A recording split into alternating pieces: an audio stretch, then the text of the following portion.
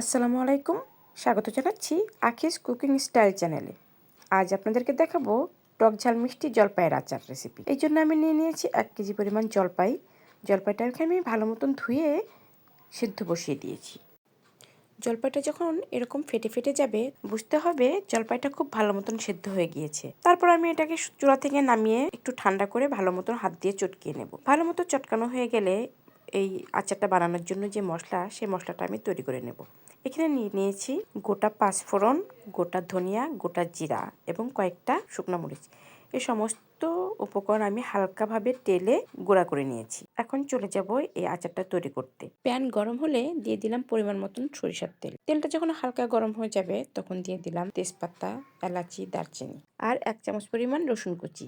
এখন দিয়ে দিলাম আধা চামচ পরিমাণ হলুদের গুঁড়া, আধা চামচ পরিমাণ মরিচের গুঁড়া, আধা চামচ পরিমাণ ধনিয়ার গুঁড়া এবং আধা চামচের থেকে কম পরিমাণ জিরার গুঁড়া এবং স্বাদ মতো লবণ দিয়ে একটু ভেজে নেব। আর এখন দিয়ে দিলাম আগে যে মশলাটা করে রেখেছিলাম সেই মশলা। এখানে 1 চামচ পরিমাণ মশলা দিয়েছি, বাকি মশলাটা পরে দিব। মশলাটা এখানে হালকা ভেজে দিয়ে দিলাম আগে থেকে যে জলপাই সিদ্ধ করে রেখেছিলাম সেইগুলো। সমস্ত জলপাইটা দিয়ে আমি এই সমস্ত মশলার সাথে ভালো মতন ভেজে নেব। এখন দিয়ে দেব 1.5 কাপ পরিমাণ চিনি।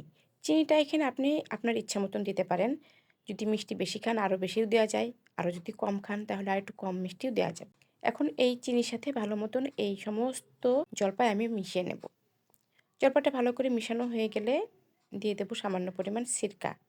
এখানে সিরকাটা দেওয়ার কারণে আচারটা বেশি দিন ভালো থাকবে। এখন আমি এই সমস্ত আচারটা ভালো করে এই তেলের সাথে ভাজতে থাকবো।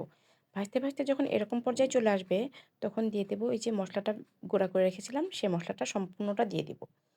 মশলাটা দিয়ে আমি আবারও এই সমস্ত আচারের সাথে মিশিয়ে নেব এবং ভাজতে থাকবো।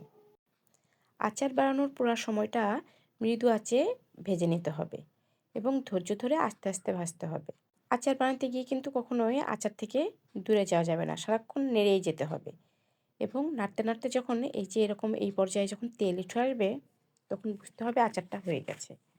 এই তো তৈরি হয়ে গেল মজাদার টক ঝাল মিষ্টি আচার। রেসিপিটি দেখার জন্য ধন্যবাদ।